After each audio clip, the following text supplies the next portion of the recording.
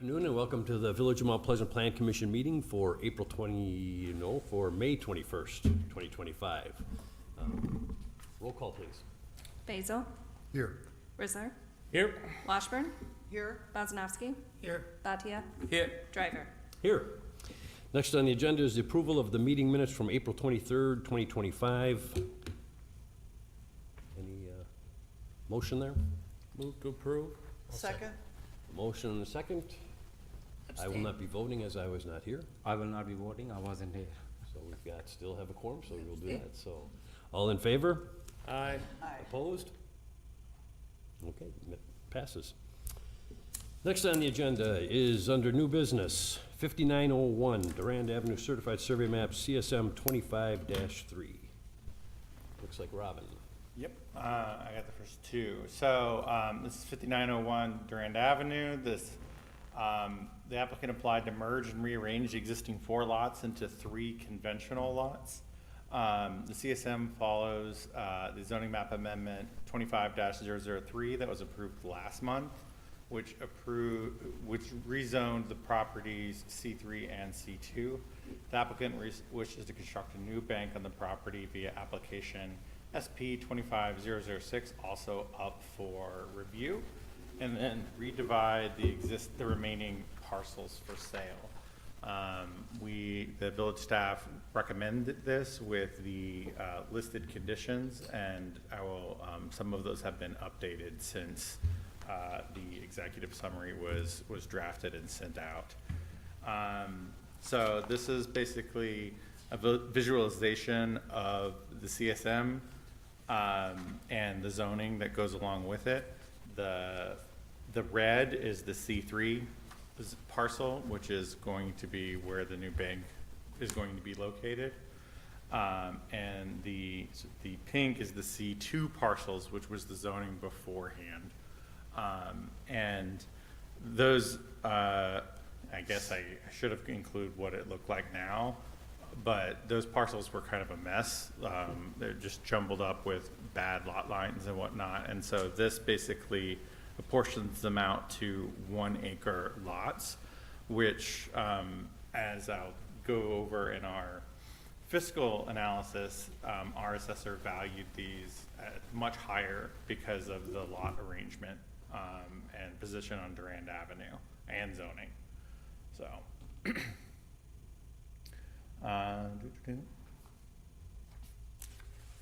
So this does, comply with the comp plan, which is basically commercial along our Durand Avenue and state highways. So there were certain aspects that the CSM didn't meet that we are kind of working with them on. One is a sort of a 50-foot setback from Durand Avenue for parking. That came to us as a surprise and would require probably a pretty big rework of what the site plan looks like. So we'll hold off on that aspect. They can talk to that, as well as requiring a sidewalk along Elwood Drive. The applicant has indicated that they wish to pursue alternative compliance with that, which would mean that they would pay an in lieu of fee that would go into a sidewalk fund.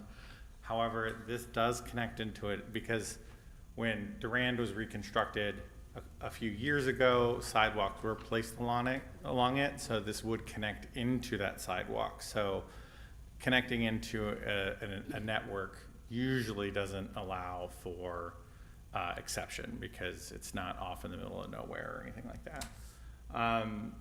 So everything else is A-okay. There's a couple of conditions at the end. There's access control, and then they need to show the size and existing sanitary and storm sewers, all of that sort of stuff. So, and easements. And that is it. Any questions from me? Nancy? Robin, so that 50-foot setback that we're gonna talk about, is that a DOT requirement? Yeah. Is it their requirement or ours off of a Department of Transportation highway? Sam? Just talk really loud, Sam.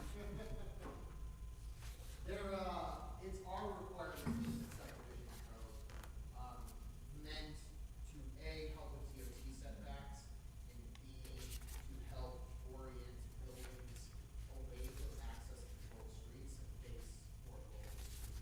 So like the building front, kind of the street to which it gains access unless it has rear access, and preserve kind of long-term function of highways, we're trying to kind of move buildings. So, highways should be highways, access streets should be access streets, and we're trying to clearly delineate that. Okay, but their parking lot was the thing that was inside that setback? Mhm. Okay. Thank you. Yeah, that's my mistake. I thought it was a DOT setback. Usually those are like that. Any other questions for Robin? Is the DOT giving them 2 driveways into Durand, or they gotta share, or what do they gotta do? Because I don't see any access restrictions on the CSM. I don't know. I think they'll have to apply for those separately. Sam, again, you know this one? Yeah, I there's, feel- as long as they don't change the access rights, they get what they get. State law doesn't require that we send CSMs this small to the DOT, so they don't comment on it at all. So if they want to reconfigure the access, they'll have to reapply for that to DOT, but as it stands now, they're good to go. That access is already permitted. Okay. Yeah, it used to be a residential, empty residential lot with an access there, so. And there's gonna be 2 access points on Elwood Drive? I believe so, yeah. Well, one for the bank parcel and one for the parcel Right. to the south of it. Cause there's one now, there's gonna be a new one. Yeah. Any other questions? Um, Go ahead, Nancy. Also, I noticed on the certified survey map, there's a gap in legals for the property to the east. How do we handle those? You know, I hate those gaps, because somebody is losing land, and it's just really a surveying thing, and maybe your your engineer wants to speak to that, but, what's left there? Just take the gap. A shrub, you know, because it's really a private landowner issue, like a lot line issue. So we try not to wade into those because we don't want to make a determination of who owns what kind of thing. So oftentimes they get cleaned up via these processes, but not always. Sometimes there's overlaps or gaps, and they just kind of persist unless the individual landowners work out like redrawing, resurveying, and prescription. If they want to do that, we'd certainly encourage it, but otherwise it's not part of our ordinances to force them to do it. Yeah, we'll wait until we have a opportunity to speak to the developer. I'm just like, add on it. But yeah, to that, it might be more, I can do the site plan as well, and then you can have the developer speak to both unless you want to have them up twice. No, let's follow that path. Okay. All right, so I'll just move straight into the site plan as well? Okay.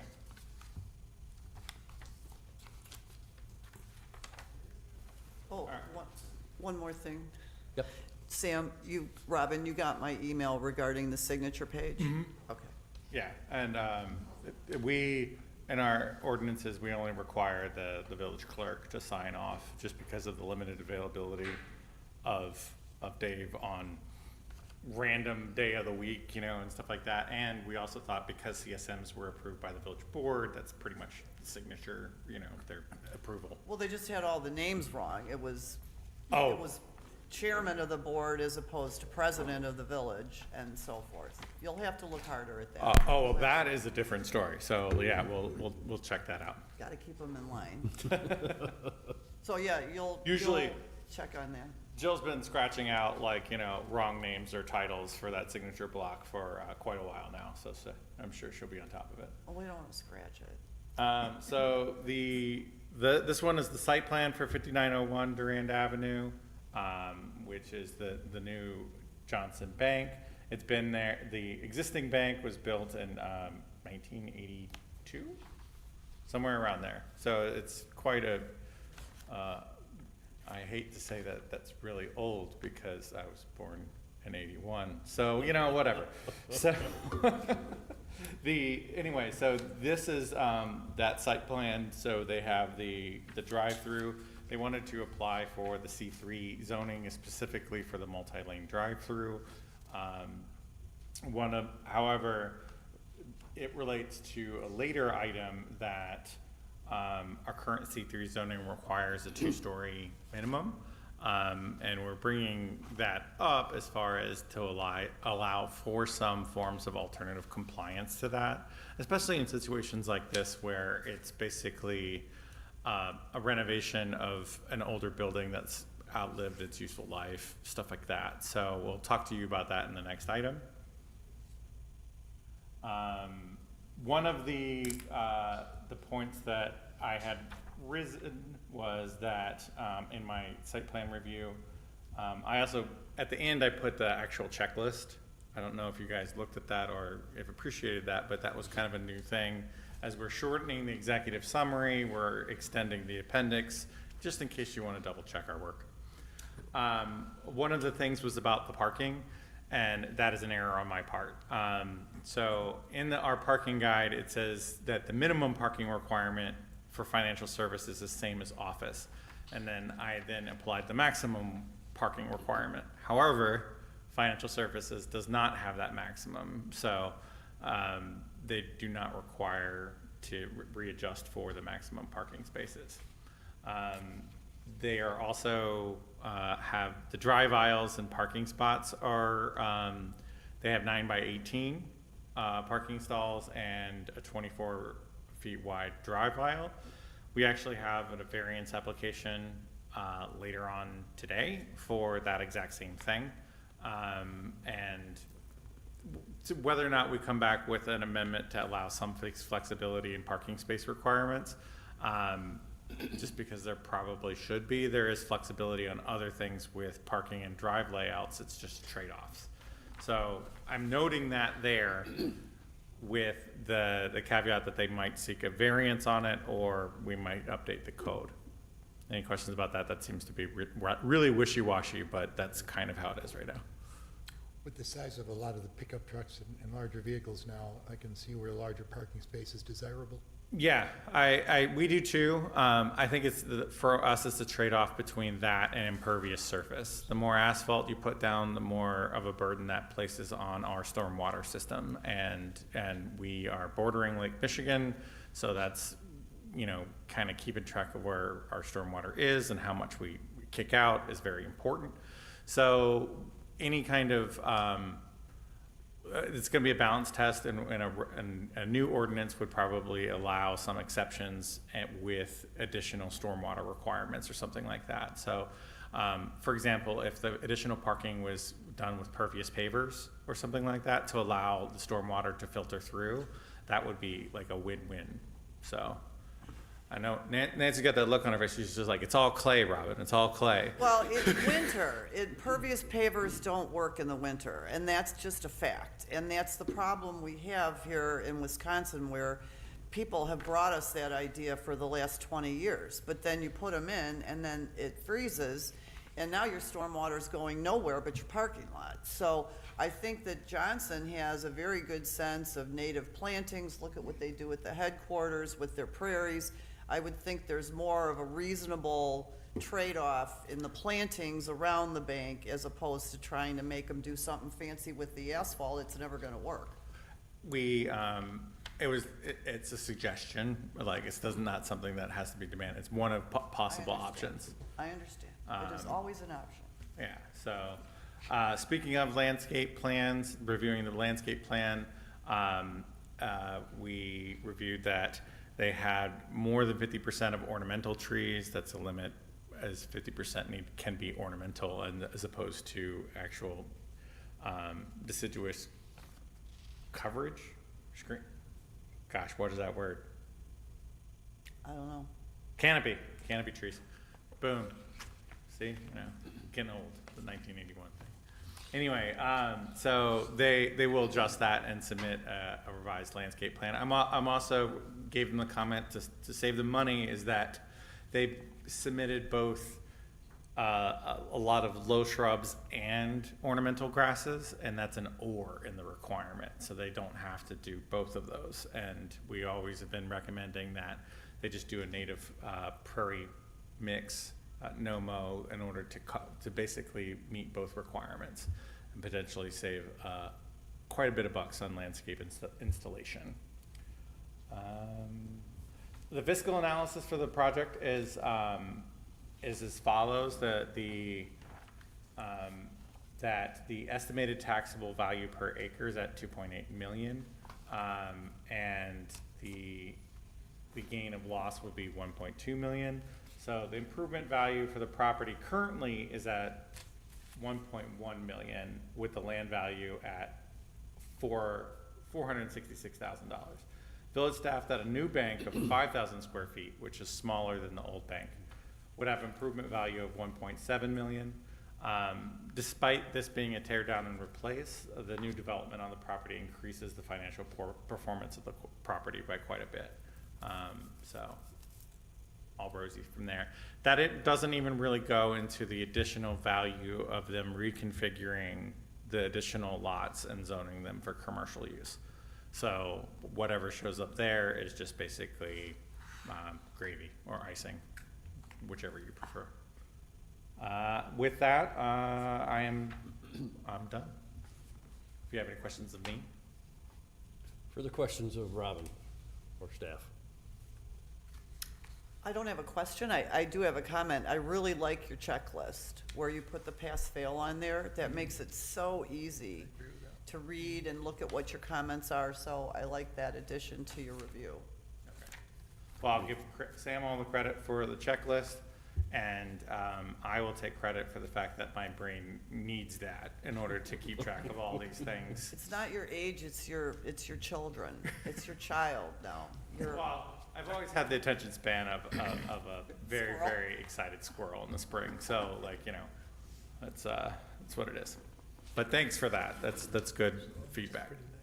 Yes, very good. All right, if not, Anything out of me, then we can have the developer come on up and answer any questions you have from them. get your name and address, and then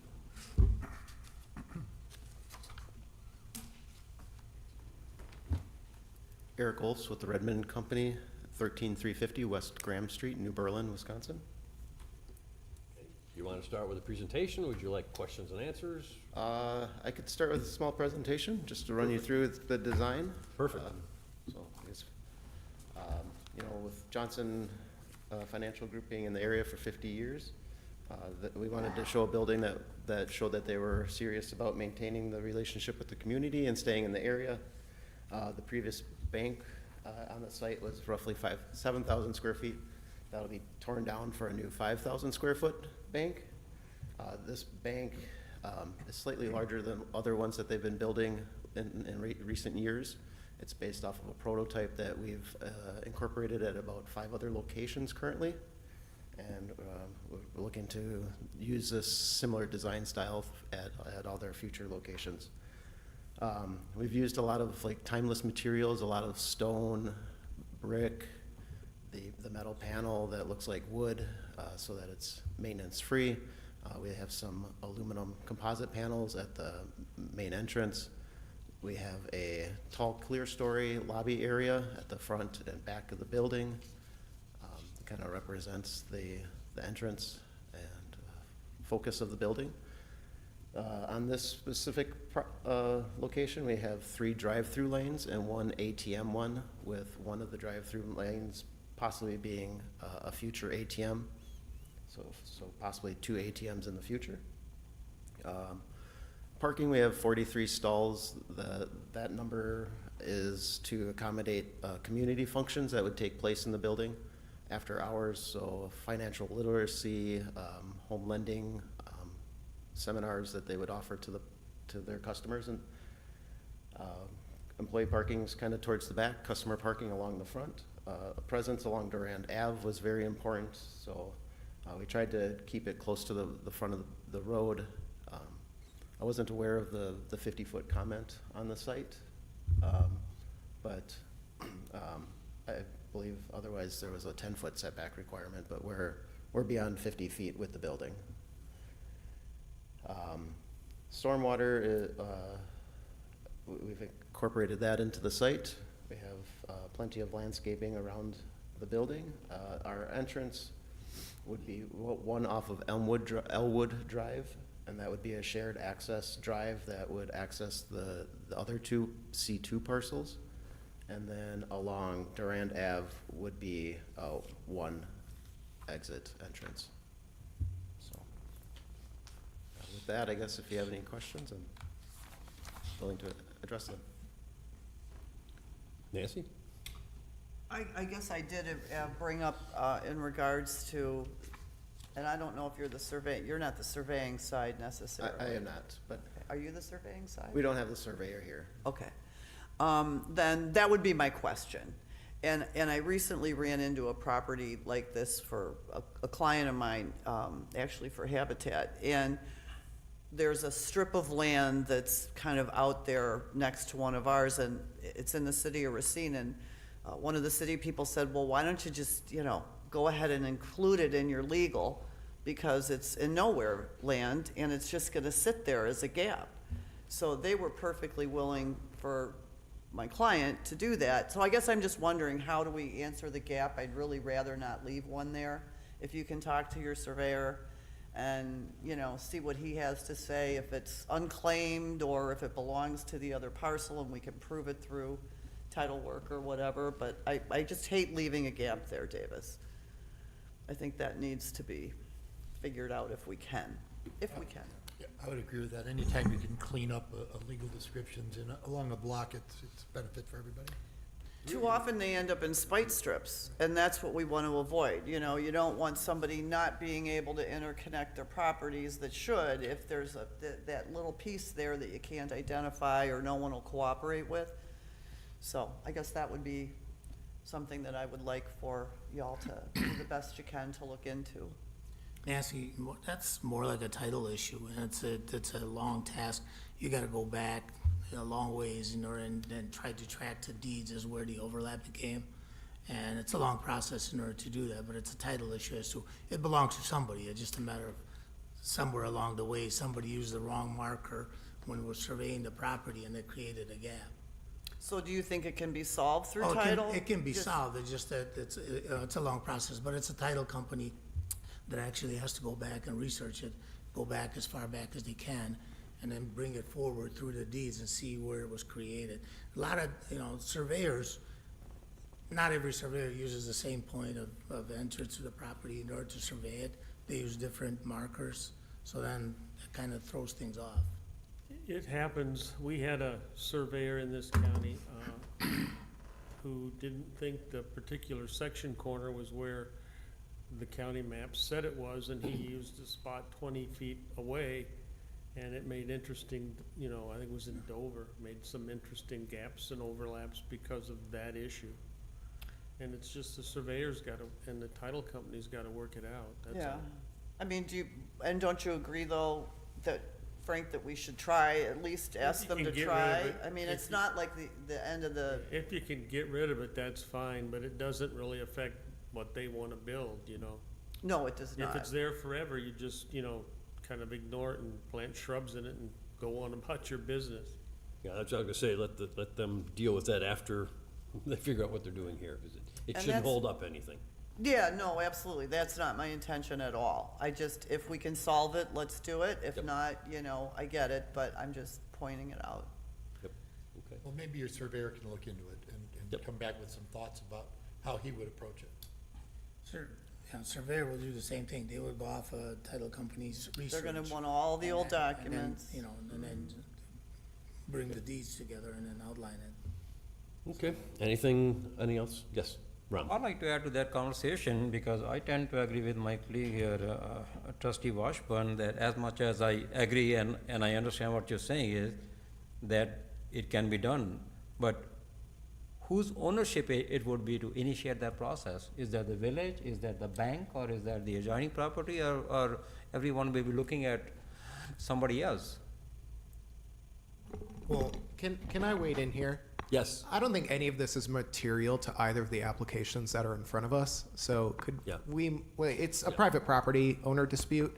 And while we would like it cleaned up, I think let's just leave the private property owners to clean it up. It doesn't affect any village property nor any of the applications in front of us. Yeah, it's been duly noted and discussed. The That was my applicants point, may was be to heard. duly note it Yeah. and see what we could. Perfect, yeah. exactly. That was my point, Worth that a was it. conversation. There you go. All right, so anything further for, I got a personal question for you. Are you guys gonna be working around this building, or are you gonna completely raise it and then start from scratch? Raising the building completely and then My starting from bench, scratch. I got things in there. Anyway. Go ahead. I don't have anything else. I just had one more Sure. comment. In regards to the parapet roof, this building is so beautiful and it's so typical of Johnson's philosophy of architecture and the Frank Lloyd Wright sort of, spin-off. And I think, again, this is a conversation we've had with some of our other buildings regarding the parapets and the fact that architecturally it makes zero sense on this building and would ruin it. So I guess my question is, are we looking at that from a code standpoint so that they don't have to go in for ZBOA and do a whole variance? Is there a way we can approve it with that relief for the board, at the board level, or? No, you can't just overrule the zoning code at the board level, but it's in the queue for us to take a look at a zoning text amendment and how to change it. Sorry, tried to get you out of ZBOA, but I'm trying. Okay, thank you, Sam. all right, anything further? Anything else you'd like to present, or anyone else on this? The only thing I want to offer up If we could just get your name and address, just being recorded and streamed, so. Brent Hess, 707 River Ridge Drive, Waterford, Wisconsin. Just the one thing I wanted to make you aware of when we were talking about the parapet, there will be no mechanicals on the roof. So, I know you want a parapet so you can kind of shield that, but all that stuff's not going to be visible from the roof, so. You can see that, yeah. Okay, Thank you. nice point, Brett, thank you. All right, if there's no other questions, I'd look for a motion on the first, on the zoning map amendment, or, I'm sorry, The CSM. the CSM. So I'll make a motion, Chairman, to move forward to the village board for approval, the 5901 Durand Avenue Certified Survey Map as presented with the comments and corrections by staff. Second. Second. Motion and a second. Any further discussion? Any public comment? Hearing none, I'll call the question. All in favor? Aye. Opposed? Motion carries. Then we'll move to the site plan review. Mr. Chairman, I move to approve the site plan SP-25-006 for 5901 Durand Avenue as presented. I'll second that. Another motion and a second. Any further discussion? Any public comment? Hearing none, I'll call the question. All in favor? Aye. Opposed? Motion carries. Thank you, gentlemen. Good luck. This will go to the board on, no, will not. June. Yeah, we don't have a Monday That's right. meeting. The site plan is ours. Yeah, the CSM will go to the board in June. Correct. All right, next on the agenda then will be ordinance 06-2025, 7003, 7222, Braun Road zoning map amendment, ZMA 2505. Mr. Chair, members of the commission, the applicant applied to amend the zoning map for the property from AG2, which is general agricultural, to RH1, which is high-density residential. The applicant wishes to construct a 618-unit market rate residential development with sites for detached houses, two-unit houses, and multi-unit buildings. The concept plan that we put in the packet is just a concept plan, so we've worked with the applicant to, dial that in, but obviously they would need to come back with formal application submittals. So you're not approving that concept plan, it's purely there for illustrative purposes in relation to the zoning. In 2024, the village board signed a development agreement with the property owner, which contemplated a residential development with approximately 600 units. So this is in follow-up to that development agreement that they approved last year. And the village staff recommends that the Plan Commission move to approve or recommend approval of 25-005 to the village board. Any questions you have regarding the property or anything else? And the applicant and their architect is here if you have any questions directly for them. All right. Questions for Sam or staff? I don't think at this time, because this is the zoning application. We will have a public hearing where we'll be notifying all the few abutting property owners Yeah. at this point. There's like 5, 6, yeah, somewhere in there. Yeah, and not too many, but because that's June 9th, those notices haven't gone out yet, but they'll go out later this week. Just because they're class 2, so 2 weeks before would be. 2 weeks is what? Yeah, so, the notices haven't gone out yet, but they will, and, yeah. I'm glad to see this moving forward. This is a first step that we've been waiting for a while, so. The other comment I would have is that as much as you said, there are only maybe a handful of property owners who have to be legally notified, but looking at the map, you could expect some other homeowners, because every time that you have a multi-density property, people do come to talk about that, so just kind of want to throw that as a heads up. Yep, we will follow the ordinances as they require us to do so. Good. Any further questions? No. Would the applicant like to speak? Okay. Then I'd be looking for a motion.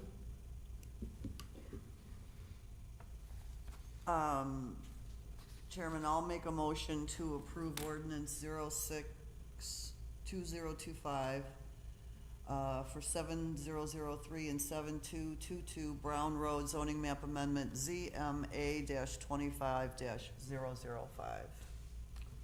Second. Motion and a second. Any further discussion? Any public comment? Hearing none, call the question. All in favor? Aye. Opposed? Motion carries. I abstain.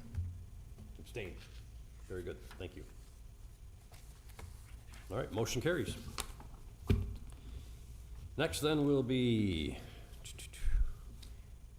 ordinance 07-2025, amending the Code of Ordinances, Chapter 90, Division 9130, Commercial Districts.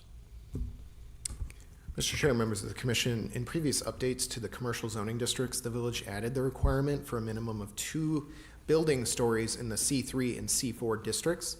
The village determined at that time that it wished to encourage more valuable and intense development within those zoning districts, mainly located along the village arterial roads. However, multiple businesses have since applied for zoning variances from the requirement, arguing that 2-story buildings, while valuable, are not always wanted. Therefore, to acknowledge market conditions, the village staff proposed allowing single-story buildings within those zoning districts, so long as they apply for alternative compliance within the architectural regulations. These alternative compliance procedures ensure valuable and attractive buildings, therefore keeping the intent of the 2-story minimum, but allowing for greater height flexibility. The updates don't conflict with any of the multi-jurisdictional comp plan, and the village staff recommends that the Plan Commission move to approve. Now, this is something that we've seen a couple times. Obviously, we just talked about it in relation to Johnson Bank. So a good example on the same agenda. And so there's one of 2 ways. Either one, we could just remove the height requirement entirely if the Plan Commission wanted to do that. But we thought referring to those alternative compliance sections, which require that the building meet certain financial guidelines or provide things identified in the comprehensive plan or are designed to a specific level, accomplish some of the same like value goals that the 2-story height allowance or the 2-story height minimum we're trying to accomplish. So that's why we went with that route. But if the Plan Commission is purely like just chop it off and don't have a height minimum at all, we can certainly revise the ordinance in that way. Or if you have any other recommendations, on how to approach it, we can certainly modify the ordinance. But we thought this was the nice ability to use some of our existing ordinances with just via cross-reference to provide some of that flexibility that we tried to build into the code normally. So that's why we went with this route.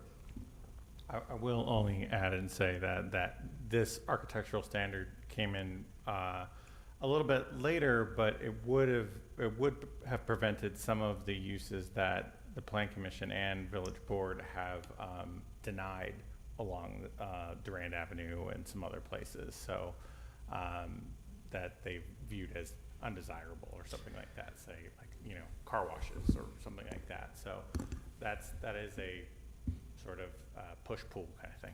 Yeah, it's an important point. The C3, exactly why Johnson Bank applied for it, was for that multi-lane drive-through allowance, which only C3 allows. But in the same breath, then, you know, that puts them into a 2-story height minimum. So you can see where an applicant might find themselves in a rock and a hard place, but you can also see the intent of the village trying to put more intense and more valuable uses along these corridors. So how we try to balance that is part of why we're back in front of you today. Ron? Sam, I'm trying to understand what you're proposing. On the one side, what you're proposing is the alternative compliance, but on the other side, you want to keep the language minimum of 2 building. Maybe the word minimum is kind of confusing me, because if it wasn't there, that I agree with, you know, what you're proposing, but can you help me better understand, or is that a legal mumbo jumbo that I'm kind of, you know, hung on? Because even in the alternative, you're saying is therefore keeping the intent of the 2-story minimum. Mm-hmm. So in the C3 district right now, a new building would have to build at least 2 stories tall, which typically we peg around 24 feet. We typically average out about 12 feet a story, unless they come in with more specific architectural plans. Sometimes a residential floor can be slightly less than that, but typically it's about 12 feet.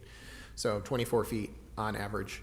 So everyone, if they just wanted to build a building by right and see the C3 zoning district, it would have to be, 2 stories. But we're adding the caveat in there that they can go through an alternative compliance procedure to bypass that requirement, essentially build 1 story, but they would have to follow the alternative compliance guidelines, which again require a variety of different things that show value in a building. Either they hit some financial targets that we've set, or they provide things in our park and open space plan or our comprehensive plan. Those things could be parks or bike lanes or other types of improvements that we've identified for the area. It could accomplish it by providing like very good architecture in a way that we thought it was going to bring some level of tourism to the community. So we identified 5 or 6 different guidelines in the alternative compliance. They'd have to meet a few of them to gain it, but the idea is there's like you either follow the normal route or you go into the side route, the alternative compliance procedures, where you have to meet a suite of options to get a single-story building. And the side route is staff approved then, or does that come back to planning or village board? The side route is currently staff approved right now, and just because it's a series of pretty well-defined checkboxes, we're just saying like, yep, they hit this one, and this one. Nancy? So, Sam, so 90-405-40 parens B, is that, I apologize for not having. That is the alternative compliance procedures. So I'm wondering if it might be helpful if your item number 2 says something to the effect of applicants may bypass the minimum principal building stories requirement if approved under the alternative compliance methods mentioned in or under then 90-4, just to. Yeah, it actually Identify looks it? better online because it just hyperlinks directly to that. So if you hover over that, it'll just pull up alternative compliance as like a pop-up window. So in effect, when it's on the website, that's exactly what it does. Okay. Just when you see it here, it doesn't say that. But yeah, Yeah. that's how a user would actually interact with it. It's just hyperlinked directly there. Okay.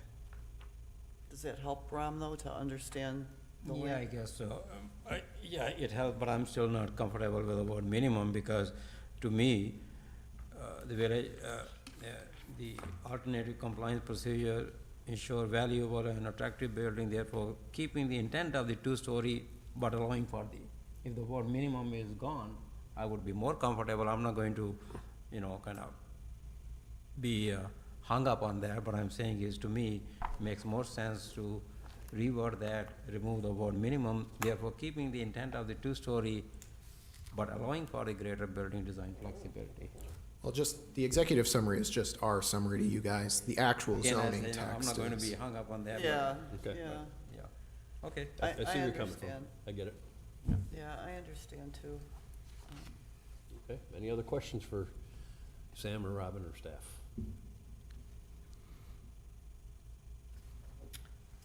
No, I think this is very helpful.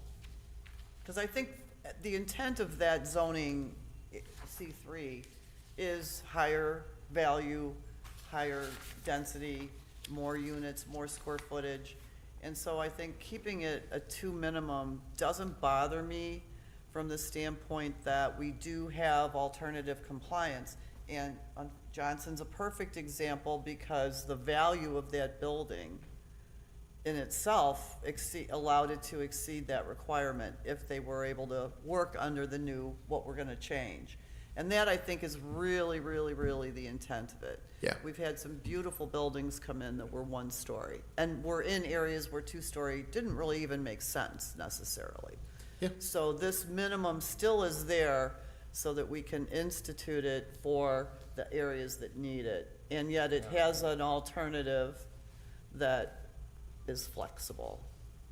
I would accept that, Okay, but just not comfortable. ready for a motion then? Oh, sure, I'll make a motion to, approve ordinance 07-2025, amending the Code of Ordinances, Chapter 90, Division 90-130 for commercial districts. Second. Motion and a second. Any further discussion? Any public comment? All right, hearing none, I'll call the question. All in favor? Aye. Aye. Opposed? Motion carries. All right. Next then, we will move to ordinance 08-2025, amending the Code of Ordinances, Chapter 90, Divisions 90 through 425 and 90 through 620 regarding outdoor lighting. Mr. Chair, members of the commission, since adopting the outdoor lighting ordinance in 2021, the village staff and the plan commission have administered those ordinances through the site plan review process. Originally adopted as an updated set of objective standards on which to review outdoor lighting plans, these ordinances were largely necessary due to the advent of cheap LED lighting. The old ordinances often regulated lights via wattage. However, the energy efficiency of LED lights allowed much brighter lights than originally intended. Additionally, many early LED lights were extremely blue, which caused complaints, and studies have shown that they can cause negative health consequences for human and animal circadian rhythms, which is their sleep cycles. In 2021, outdoor lighting regulations moved standards towards measuring lighting by illuminance, which is a more direct measurement route, or the total luminous flux on any point on a surface by setting standards of foot candles. The ordinance also sets a maximum freestanding fixture lighting levels, limited architectural uplighting, and a maximum correlated color temperature for lights at 3000 Kelvin. However, they also set a minimum parking lot lighting standards that were needlessly burdensome and often overlit areas with little vehicular or pedestrian night activity when applied specifically to larger parking areas. The proposed ordinance updates not only maintain the maximum correlated color temperature limits, architectural lighting guidelines, and maximum fixture height limits, but also introduce several beneficial changes. These updates provide flexibility for seasonal holiday, emergency, and other government-approved lighting, set further restrictions on the total lumen output per fixture using dark sky-approved models, update measurements to SI units, which are lumens, lux, and candelas, which are the most direct measurement route for it. That's not something you'll have to worry about. That's A lot not of new terms in this, Yeah, that's Sam. I'm mostly like, for oh my us, and God. we'll get into what that means in a sec. Further define when the village requires shielded lighting fixtures. They also set clearer standards for sports lighting and sign illumination and add updated definitions to support those changes. These updates are designed to enhance the quality of outdoor lighting in our village, promoting safety, visibility, and respect for the natural environment. In a time when it's inexpensive to overlight a property, these updates will further protect the dark natural sky that our village residents cherish by allowing context-sensitive lighting for security and visibility in important areas, while also clarifying the lighting plan administration for the staff. These updates ensure that development increasingly respects surrounding neighbors from light pollution, both in terms of light trespass, which is when someone puts light onto another property, and atmospheric sky glow, which is just everything is generally bright. So with that, we recommend approval. We also did a fiscal impact note for this, and if anything, this will make lighting cheaper for most developers because we're requiring less of it in specific areas, and we're actually prohibiting it in certain areas. So one of the rare occurrences where us being strict means they have to spend less money on their site. Sweet. So yeah, we take advantage of that. Now, on the thing in front of you, you have a couple examples. So yeah, we're looking at lighting and how it's measured here. Essentially, you can see here the lumens are measuring the light source output. So that's really how we're measuring what type of fixtures are okay. Someone can't put stadium lighting on a standard bank, for example, and we can directly measure that lighting output. Candelas are the number of lumens within a beam angle. We measure that the least amount. But then lux is the number of lumens on a surface. So that would be like on a parking lot or from any measured area.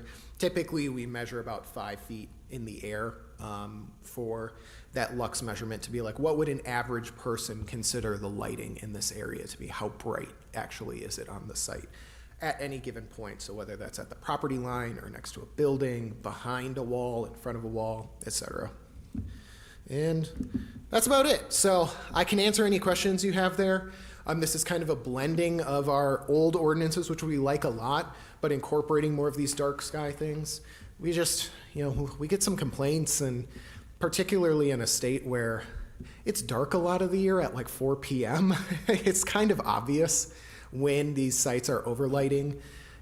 We understand in instances of outdoor storage where that might be warranted or for security reasons, but we're really trying to limit just people slapping like wall pack lights on really tall buildings just because it's cheap and easy, and really make them think about, let's light in front of a door or a secure area or something that we actually want to light, and try to stop them from just floodlighting everything because they can, and the energy costs are pretty low.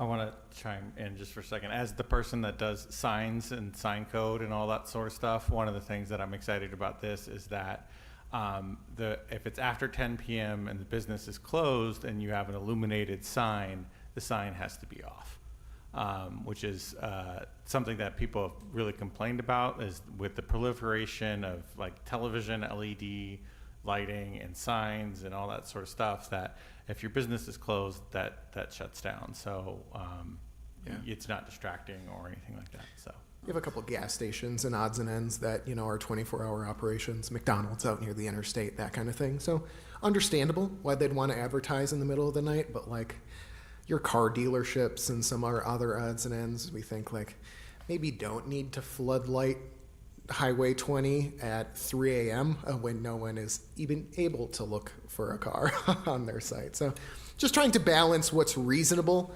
versus like the types of complaints that we get when we talk to residents on like, it's really bright and I can see that a mile away from my house, that kind of thing, which we get not infrequently. Very creative technical writing, and I'm glad to see you two are so excited about that. Yeah.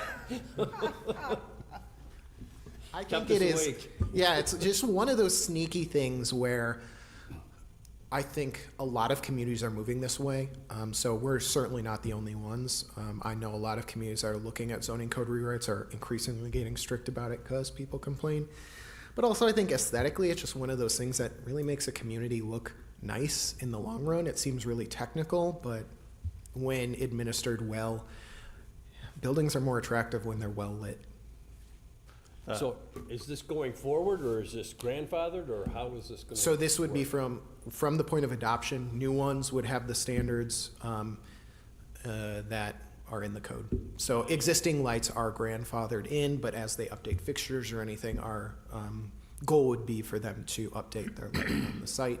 And then there are other applicability kickers in there as well. But generally, it's like when you're switching out the lights or building a new building or something like that, we review it against the new standards. So a face change of a sign, does that warrant a change, or is that, no? No, unless they were building like a new electronic messaging system, then that would. So there are a little bit of gray areas. There are some like grandfathering in where we can't just force everyone, next month or whatever to switch all of them. But yeah, the intent is for larger scale changes to your site or fixtures. If you're taking down a pole and putting up a new one, that new pole should, meet the standards and the height limits and all that kind of stuff. But if you're just swapping one bulb for another, honestly, we're probably not going to catch it. And even if it did, like, it's so small scale. So we're focused on the big stuff. Good. I've had some fun legal conversations about this, and when you have something that has an adjustable light level at all, then there's no sort of like grandfathering in. So if you can turn something brighter and lighter, then it's just like a new speed limit. You don't get to do the old 70-mile-an-hour speed limit if they lower the speed limit down to 55. So if it's something like an output of light that can be controlled, then they have to basically turn it down. And this also mentions dimming as well, dimming and motion detecting, security lighting and stuff like that. So I think it's cool. You guys, it is a little dry. No, it's very interesting. Go ahead, Ron. Mr. Chairman, I got a couple of comments and maybe some question. Sam, first the easy one. Recently, there have been ads on the TV with some new lighting for the holidays that you can control from your app. The whole house comes on. So under the new, would that mean that those would not apply in the village of Mount Pleasant? They generally would, although there are limitations on how bright they can be, and if they're during a common seasonal time. So if they're doing that in December, we're probably not going to write them a ticket unless they're like floodlighting the outside, and those lights are above the limits that we have in here. My guess is only the most egregious ones would be. So 9 times out of 10, if someone's putting up nice holiday lights on their gutters, you're good to go. You're not going to get a ticket. It's really meant for people who are like way above and beyond. People can still get pretty crazy in this, and we're not going to write them tickets, particularly around the holidays. Right, the reason I'm asking is because I don't know, I cannot explain to you those ads, but I'm sure that most of you you've seen the whole house and from your app. So then, before people start to buy those, they need to be aware of this, if this is going to put any kind of restriction. Otherwise, people are going to spend all the money, and then the village is going to say, no, you need your money back. That would be a problem. Ron, So, are you referring to the ones where they sparkle, that they make the house sparkle? yeah, and sparkle it's and, a yeah, projection? so, Yeah. and again, I'm kind of thinking out that if I buy that and then Robin comes saying, no, here's a ticket, then I'm in trouble. Well, I think you ought to try it. I think you ought to buy one, turn them on, and let Sam and Robin tell you what they think. You can be our guinea pig. We'll be the Grinches this holiday We'll see season. if we get complaints from your neighbors. We'll see if we get complaints from your neighbors. That was and my easy comment. Yeah. If you're gonna do it that's, now, you'll probably have some complaints. If you wanna wait till December, I bet it'll be okay. Does it look like this on my face? I was kidding. Okay. Now my question, my big question, Uh-oh. I like the concept, with the, like Robin said that, with the technology, so you have a less lighting and everything. What I don't support, or I don't like the comment is that, like you gave example of maybe a car dealer at the middle of the night, 2 o'clock, 3 o'clock, to shut that. Unless it's an eyesore or somebody gives a complaint, if a business wants to spend the money on their energy cost, what business government has to tell them that you can't have the lights on all night? I like to see the government out of the business as much as you can. I think my answer to that would be, we don't have a problem with that as long as they follow the guidelines. Like, there's not light trespass, so they're not spilling it over onto their neighbors, or they're not uplighting it so like the sky is glowing because it's so bright. So I think these, as long as they follow like the design guidelines of this, go nuts. Robin was specifically referring to signs, which are typically like the worst offenders at night. But this does allow for security lighting. Like car dealers like to light their lots because they're worried about people, breaking windows or anything. Like that is all fine. We just want them to properly light it. You look at a car dealer from 30 or 40 years ago, and that is the goal what we're going towards. Like what historically would have been a well-lit lot. Now it's just so easy to have those really intense blue lights. It's gotten to be the point where everyone can kind of cheaply stadium light their lot, and that's where we get a lot of complaints. And that's where we have to, why we're coming in being more strict about things like uplighting or light trespass, because it's way easier to do that now than it used to be. Yeah, you could see Burlington RV from here. Like, you could see the lights that they have on the RV place across the interstate from here, and it's like 4 miles away. So that's how much lighting they have. And so money isn't a factor because they're so cheap. And it's been just kind of a regulation about, But I would those. think most, if not all, the car dealers in Mount Pleasant comply, because we've had this regulation of downlighting and blocking for. Yeah, I would say generally they're pretty good. Yeah. Some of the older ones might not meet the color temperature ones, but in large part they're all pretty good. It's really some of the old warehousing out near the interstate that wouldn't comply with this, and we'll try to catch as they do over time. Or other odds and ends, commercial businesses and stuff that are fairly small scale. Yeah, we're not getting complaints about them, but if they ever do rehab their building, they'll just need to comply with the new rules. So those are, the ones we catch along the way. And do you have plans of annexing the RV dealership out there so we can control that? That's in Sturtevant, so we don't control it. Yeah. Across the highway It's in in Yorkville. Yorkville. Yorkville, yeah.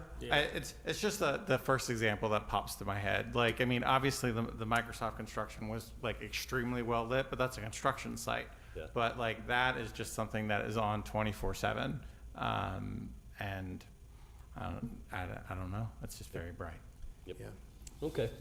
So can anyone put a big light as long as the light goes towards Sturtevant and not towards Gilmore? I would say no. We'll smoke them out. We'll We'll blind just each wait for the other. municipal We'll complaint have a on that light one. fight. We'll have a light war. How about that? I think, Sam, what I really like about this also is for the protection of those areas where we have commercial next to residential, number one. But number two, we do get, from time to time, complaints within a neighborhood. Somebody's got a big party yard and they've got lights strung all over, and we really never, our code wasn't really able to enforce that other than to go knock on their door and hope they'll take some of them down or be more respectful. So now we have some teeth in it, and I'm really, that to me is the biggest advantage as well. Yeah, it's not just it's a great point, not just on the commercial side, but on the residential Exactly. side, it's really easy to light up your backyard. Because, we still have a couple of the neighbors in this subdivision that I live in who are still fighting over this. Yeah. So you probably would hear. Oh, yeah, now we can, yeah. So, All right. Okay. I will, if we're done, I will go ahead and make a motion to recommend approval to the Village Board of Ordinance 08-2025, amending the Code of Ordinances, Chapter 90, Division 90-425, and 90-620 regarding outdoor lighting. Second. Motion and a second. Any further browsing discussion? Questions? If not, any public comment? Hearing none, I'll call a question. All in favor? Aye. Opposed? Motion carries. Then last on the agenda is ordinance 09-2025, amending the Code of Ordinances, Chapter 90, Division 90-110, Division 90-330, and 90-420 regarding residential districts. Oh, this is the best one. You don't have to leave yet. Yeah. Thank you, gentlemen. Mr. Chair, members of the commission, I'm not going to read my executive summary because this is the second time this ordinance has been in front of you, but generally, we tried to, between last, which we saw this in February, and now, we met with a few of you individually to discuss some of these regulations. We also made some updates. I think the most major one you'll see is, based on your feedback last time, you wanted kind of a district between RL and RM, so kind of that like more urban neighborhood style thing that we had kind of proposed cutting out, and then you wanted us to add it back in. So we did that. We've tentatively titled it RN, which is residential neighborhood, because, you know, low density and moderate density were already taken, so we had to find something in the middle there that kind of did. So Robin put together some good examples of what we're talking about as we go through this, but just as a reminder, what this accomplishes, I'll go through those 9 points. One, updated detailed descriptions of the districts to explain where applying those districts is appropriate. Hopefully that helps, you know, with some of those zoning map amendment discussions that you all in the village board have. Two, updated organizational structure that consolidates repeated sections. Three, updated regulations on when more than one principal building is allowed per lot. 4, consolidated lot and building regulations table. 5, switch from a maximum building coverage to a maximum impervious surface coverage. 6, switching from measuring building height by feet to stories to both align with the commercial regulations that we just talked about and have consistent neighborhood character. We thought that, you know, height is, it sounds more precise, but in fact, like, people look at a building more on the stories that it provides than the height, and it helps us blend some of those architectural styles between buildings. Where was I? 7, move the gardening regulations to the accessory uses and structures section to where similar regulations regarding things like amateur radio service antennas, home occupations, and solar energy systems lie within the actual code. So a little bit of just reorganization there without changing the underlying regulations. 8, moving the garage regulations to the parking and access section to consolidate vehicle and parking related regulations altogether. And then 9, we added that RN neighborhood residential district between the RL and RM district per the Plan Commission request, and made other minor updates based on commission feedback, caught some, you know, typos, that kind of thing. So with that, you know, we are recommending from this one, if you want to move it forward to the Plan Commission, you think this is good to go, you can. Otherwise, you know, we'll take your feedback and bring it back next month. This is a pretty big set of changes, so we want to be, you know, flexible in how comfortable you all are with it. Just to walk you through some things to help you visualize density. The other major point of feedback we got from the Plan Commission last month was like, show us some pictures of what you guys are talking about, because we need some visuals here. So Robin put this together.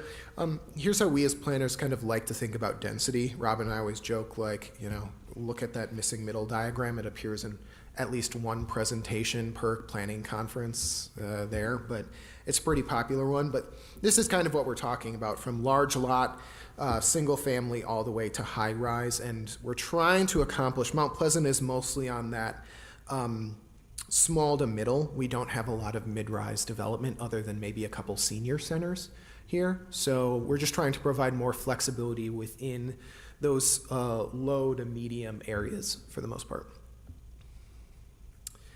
A typical lot size, so here you have an acre would be 150 by 290, or, you know, a football field slightly bigger, 2 acres, so slightly wider and slightly bigger. So you can start to see how these things start to split up.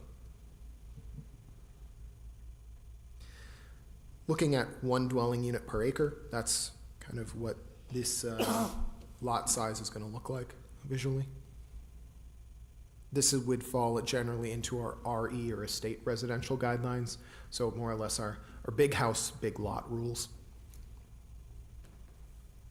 1 dwelling unit per 2 acres, these are even bigger, so same type of thing, RE guidelines, big house, big lot. We don't see a lot of this platted anymore, so most of this is either small, very small CSM, where someone's cutting up just, you know, a family plot into 4 sites.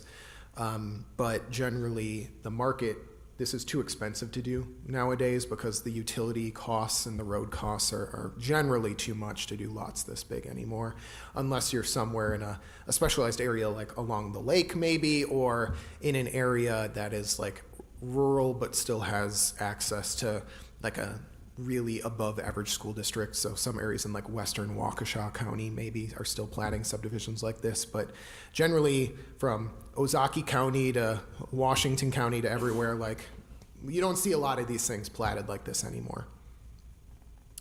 And then this is the super rural at that 1 dwelling unit per 5 acres. This starts to get into like almost farm style thing. In Mount Pleasant, we'd consider this AG1 or like our small lot ag type district. Now moving up the scale, so 3 dwelling units per acre, you start to get into what you think of more as a standard suburban subdivision. And here you can start to look at, you know, some blocks and their densities. So This is, I was just going to say, this one, I didn't, this is just explaining the difference in the terms net density and gross density. And that's the same block, but one is measured by net, which is just the buildings, and another one is gross, which is the buildings and the roads and stuff. And that's important to note because in the code, we set some minimum density requirements for the more dense districts. So someone couldn't get like a moderate density or a high density zone and then just plop one single family home in the middle of something that the board intends for higher density development. So we are setting some minimum density limits, and we define that by net acre. So that is the actual lot size. We excise the public rights of way, because in the long run, that's easier for us to measure than the pre-development gross acre is. It's good until it's developed, and then it's very hard to measure because you're like, where did we draw those boundaries before? So we just do it by net acre. So they might look a bit high in the ordinance, but keep in mind we're not taking into account any streets or, you know, things like that. Are we in that net, it's really, is it net acres or net, it's net density based on developable acres? It's Is that no, it's the net post-construction acreage. post-construction acreage? So are if we you have a taking raw out piece of ponds land, and wetlands? yep, any outlots that are non-developable, if they were like restricted as non-developable, in would not count towards it. So when I look, using this as an example, if these are private roads, now you're taking those out as well. I understand the public right-of-way, you have a definitive line. We would not take out private roads. We kind of make a hard delineation in our code. There's no real thing as a private road. It's like a driveway with a parking lot. That one, it might look like a road, but it's privately owned. Those sometimes appear in condominium. That would count towards their net acreage. Whereas if it's public right-of-way and everyone has access to it, then it would not. Got it. And that's purely for a measurement thing, like drawing the boundaries on a private roadway is nebulous at best unless there are really clear underlying easements and things. So it's just easier for us to just do at the property lines. Understood and agreed. This is 8 dwelling units per acre, so this is where you start to see like, you know, the higher end of a standard suburban subdivision, maybe with like a 50 or a 60-foot lot, depending on the size of the homes, into that more urban style subdivision. And as you know, Robin noted below, this is the minimum density to support regular bus service. So these are often the neighborhoods that we like to locate towards our arterials, maybe not fronting directly in an arterial, be a bit closer to some of the major roads and collector streets. 12 dwelling units per acre, this is kind of your standard urban subdivision style. And then this is an example of mixed housing types, which we do see in some areas of the village and in eastern Racine County, where you have things like single-family homes mixed in with duplexes or small apartment buildings, those types of things. Here, Robin put together some examples of how Mount Pleasant neighborhoods fit into those models. So you see on the left, that's just south of Giddings Road. That's an estate lot, right? You have large lots around kind of a natural area. Then you have a standard subdivision to the left, then a more urban style subdivision in the middle. Then on the right-hand side, you have Tivoli Green, just near Village Hall. Here, where when you get into that moderate density, you start to see things like 20-unit apartment buildings.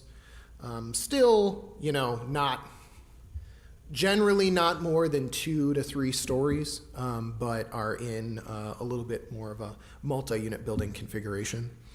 And then finally, the RH, which we don't have a lot of in Mount Pleasant, that's a mid-rise building. Like I said, I think Fountain Hills, maybe a couple other examples. We don't have a lot of multi-story residential. It's not to say we couldn't in the future. The code intends for it, but that's generally where it is now, where you have more than 30 units a building. It's typically in those types of senior living facilities right now. So that's how it plays out. When you look at the lot requirements that we've built around, RE is 1/2 acre to 10 acres. A minimum lot width of 100 feet, and the units per acre are somewhere between generally 0.1 and 2 units an acre. So that's the very low density stuff that we started out with. And building height is 2 stories. RL, standard subdivision, that's those rules are pretty much unchanged from our current residential guidelines. So between 55 and 120 feet. And the units per acre are somewhere between 1 and about 7. And then the building height limitation is also 2 stories.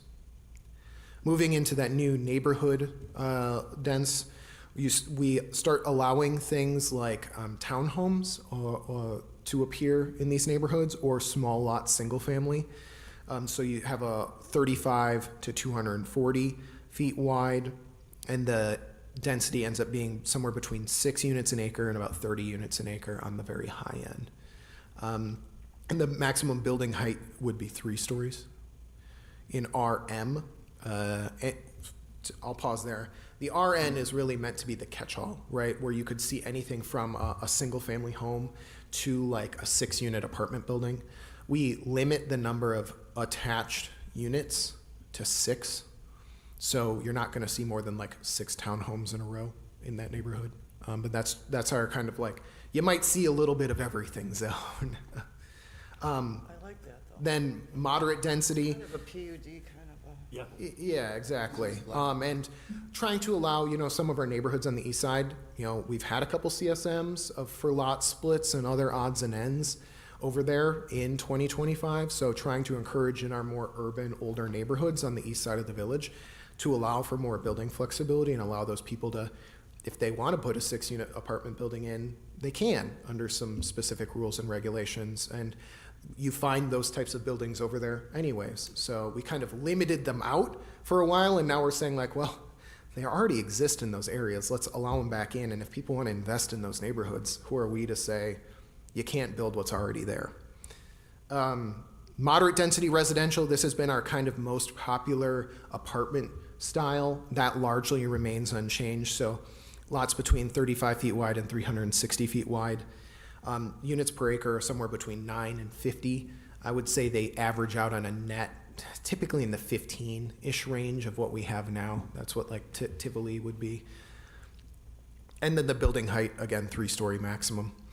And then finally the RH, that's somewhere between 35 feet wide and 1,000 feet wide, upwards of 85 units an acre, because that's where we allow up to a 6-story building. So that's where you'd see like a denser multifamily.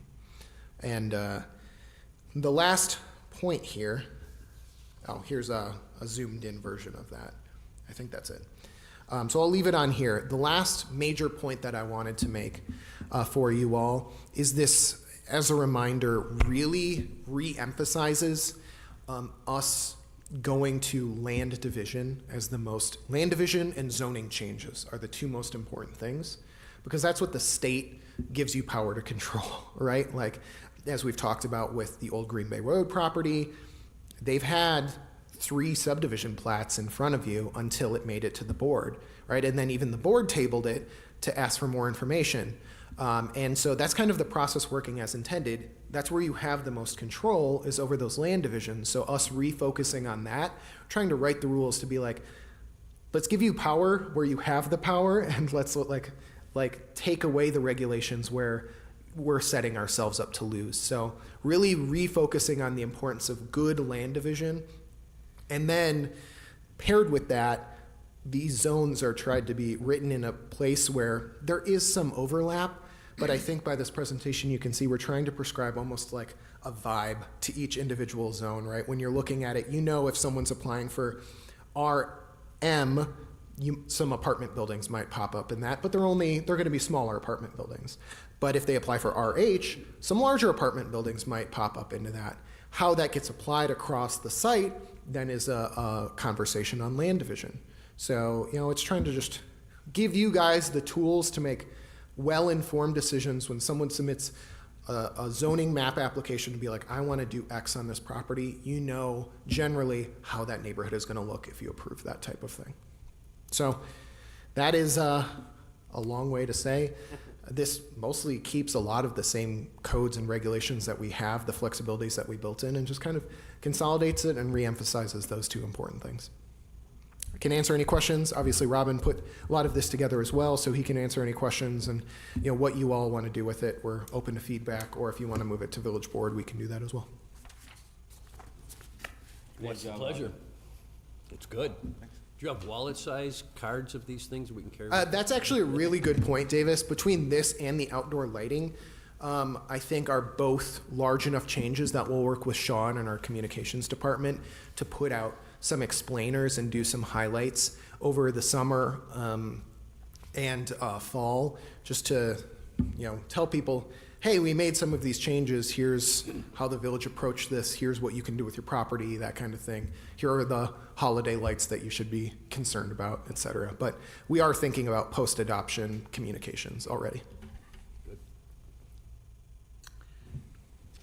Yeah, I think this is great. I know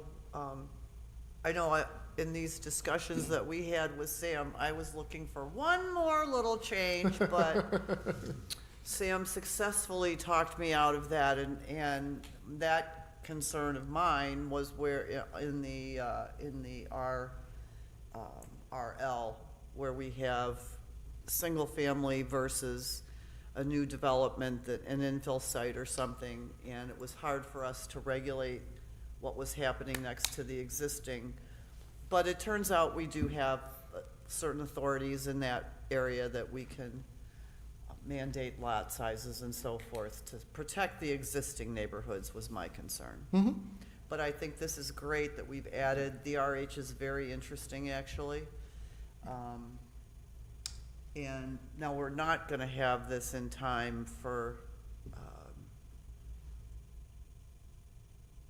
well, never mind, for the Jarmello property, the Brown Road property. So if you approve the RH zoning designation, if the board approves it on June 9th, then it depends on how quickly you move this forward. If you decide to punt it another month, then they might get their zoning beforehand.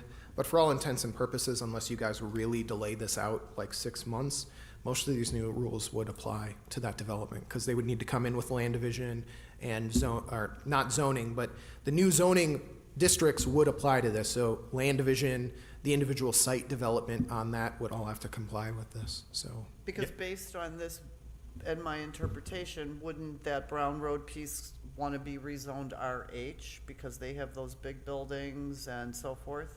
Yeah, generally, that is what we are. That's what they asked for. Yeah, that's what they asked for, and that's what we would recommend. It's kind of the most flexible, that includes the ability to do some of those bigger buildings. So that's why we pointed them towards that direction, and that's why they did it. However, this does remove some of the limits for some of the building types. So I wanted to point you towards section 90-110.20, where we have the allowed building types. That should be on page 2 of the ordinance. The one change that we would like to recommend is re-allowing detached houses and 2-unit houses and twin houses in all of the zoning districts, so you could still build a single family. This was actually, I forgot to go back and modify this table, but one of the last things we added to this entire process this month was that minimum, the minimum density requirement. And so I think that already solves for our concern of someone just we're trying to solve for someone not putting a single house on an RH property, but I think by setting minimum density requirements, we can solve for that, so. So would the twin house now be a P use in the RH? Is that what you're Correct, saying? yep. And the two unit as well? the Yeah, duplex? so those four essentially at the top right would all become Ps. Okay. So people would just have more options. It's just that to meet those minimum density requirements, you're not going to be able to do a lot of large lot, single family in those zones. You'd have to do probably smaller lot, single family to meet those requirements, so. On the But- Brown, Oh, sorry. No, on the Brown Road piece, I know we talked about a phasing plan on the other one off there too. Do you see that coming down the pike eventually with that as well? Because 600 units are gonna take some time to absorb. Yeah, I think that's exactly it. And why, by using those minimum density requirements, but re-allowing some of these unit types in there, it actually provides more flexibility for them in a phasing plan. So if they ever, did want to get a subdivision plat approved, for instance, here are our first phase. They have a preliminary plat for their second phase, but they want to reconfigure it to add in more single family, for instance, they could do that. So that's why I'd kind of like to add it back in, if that makes Market sense. conditions change over the years. Exactly. I'll chime in and say that because Pike River Crossing is doing very well, and they've told us that they're looking forward to continuing that type of development. I sense that the RN district would be very popular because that is basically tailor-made for that product that they're liking to sell. The other thing that I want to reinforce is what Sam's talking about is basically making property division happen for these sort of large multi-building, multi-unit apartment complexes, which we have seen and we've struggled because they end up being like a kind of a mess of parking lot oceans, and our firefighters and stuff like that have trouble navigating in them because all the addresses are really weird, and they just don't feel necessarily as much like a neighborhood as our older development. So by kind of making a one building, one lot standard, that both gives the board and stuff like that more options to weigh in on, and we think that it will lead to more neighborhood-like feels for these kind of developments. So we're looking forward to that. I also will expect them to maybe try to appeal some of them, but we'll see. Yeah, it's kind of us drawing a line in the sand and being like, we think some level of land division organization can actually be helpful in the long run. Some developers have backed us up on that, and other ones are a little bit skeptical, and it kind of depends on their style. But I think that is where, we've liked working with our partners at Fiduciary or Continental or those types of groups. But on the site planning, it is less flexible because in the long run, because they want to keep it one big parcel. And so how they split that up in the future then becomes a future village problem, right? And we'll cross that bridge when we come to it, but at least for newer developments that come in, we can kind of tell them like, hey, you're at least going to have to think about how these buildings are going to have to be able to stand alone in the future. If you want to divide off one, great. If you want to split the property in half, great. That organization from a site planning perspective is there through these regulations that help us reinforce that type of thing. yep. Especially when there's HOAs involved. If I'm in a condo building and I'm next to a single-family home, as a single-family homeowner, I don't really want to pay the same amount toward the upkeep of an elevator building, for example. So there'll be different master associations or sub-associations at some point, I would think, if there's an HOA. It could be, and we'll see how that shakes out. But this does provide that flexibility, or tries to push people towards having that flexibility of you can solve that for a variety of different ways. Yeah, I'm glad that Cardinal Development is actually looking at taking the next step, but, with all these developments around Brown Road, can Brown Road handle that traffic, or is that in the future? Well, that's a good question. I'll talk to you about that after the meeting, 'cause I think that's probably outside the scope of this, but we're thinking about it. All right, any more questions? Go ahead. One more question, Sam. As much as I say, great job, but my question is this something that, have you got any kind of a feedback? Have you run that by major developers, or is it, where do you stand on that? Yeah, I mean, I just, talked to a developer last week who has some property under contract, who's specifically looking forward to these types of flexibilities, because there are a lot of communities, if you're looking at something like a for sale townhouse, right? Many communities just prohibit a developer from even trying to do that. And so, it's a pretty major developer that I was talking to last week that has some property under contract in the village. And they said they'd like to do this. And the reason why is they can build a product and then they're flexible on whether they rent it out, whether they own it, whether they sell off portions of it, they sell it off now or in the future. We're kind of giving them the ultimate flexibility that they used to have, but a lot of communities have tried to be a little bit more prescriptive in how certain types of buildings are built. And our whole standpoint is we're going to set some base rules and you're going to have to follow the building code, but in the middle there, we're not going to tell you how to do your site development. You're going to bring us a cool project and we'll evaluate it. But it puts it back on them to let the developers be creative and bring us. And so just as recent as last Wednesday, I talked to a developer who wanted to utilize exactly that. And it took them a while to kind of absorb and understand that, because they're so used to going into a village or a city, and that community tells them, here's exactly how you're going to develop this site. And so when we say, I don't know, bring us a cool project and we'll take a look at it, and it's more of a partnership on our end to allow them to do that. Once they got their arms around that, they were very excited about the opportunity. So I think in general, our feedback has been, the hardest part has been getting developers to understand how much flexibility we're giving them while still having some base levels of rules. They're just not used to it. And so that has been the toughest part. But I've not talked to a developer who doesn't like having more flexibility in the long run. It just takes them a bit to absorb.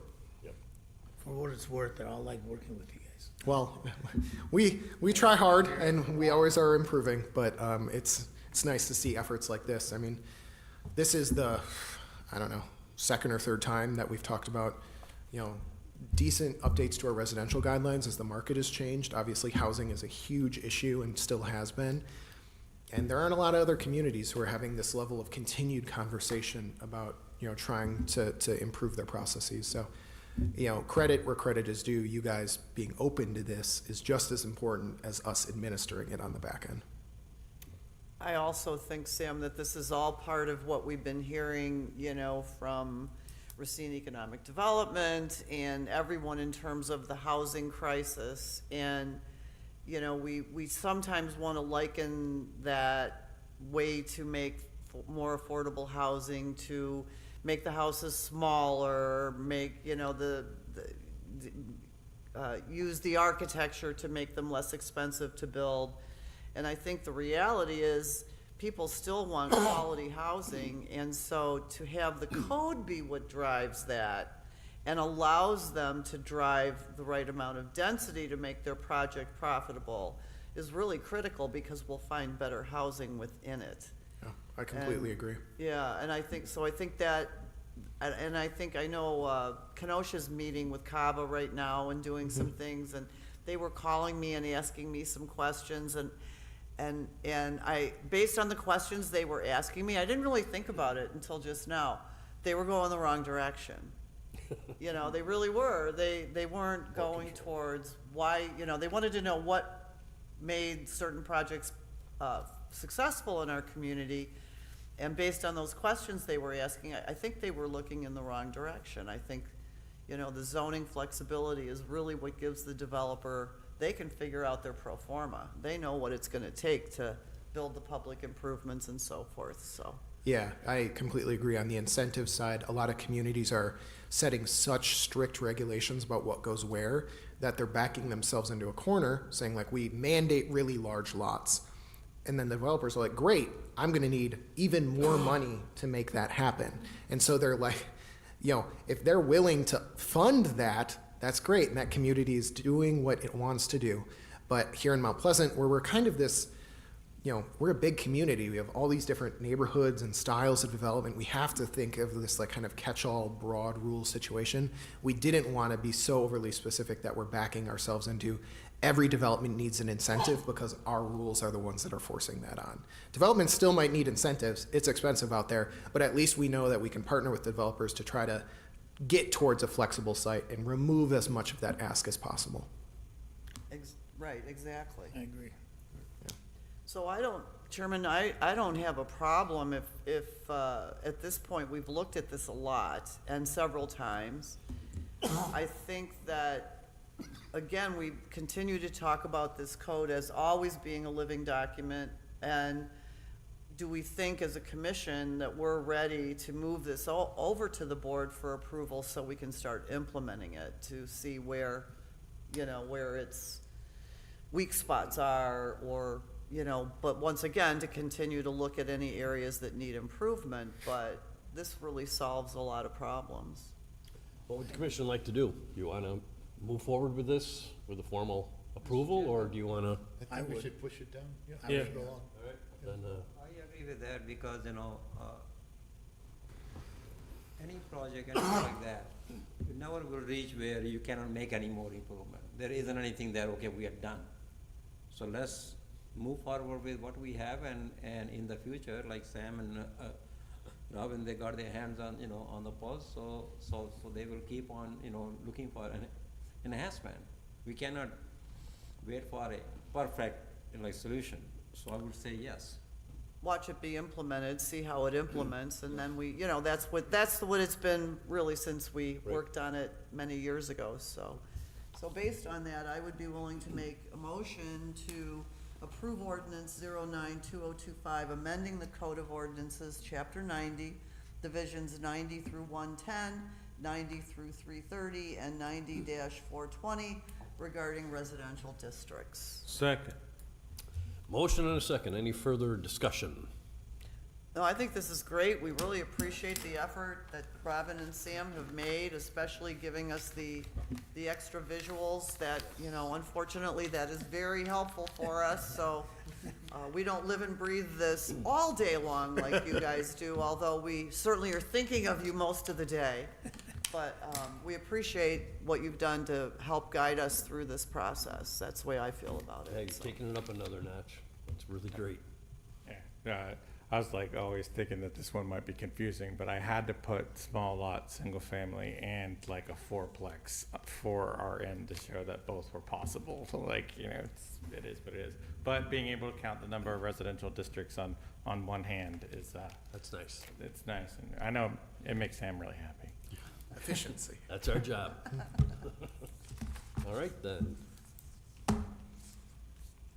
We have a motion. And Yeah, motion. second. And a second. And a second.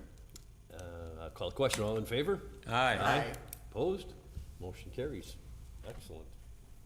All No right. staff reports this month. We'll be back next month with our kind of quarterly update for the spring. Okay, can I have one more motion then? Move to adjourn. Second. All in favor? Aye. Opposed? We are adjourned. Thank you, commissioners.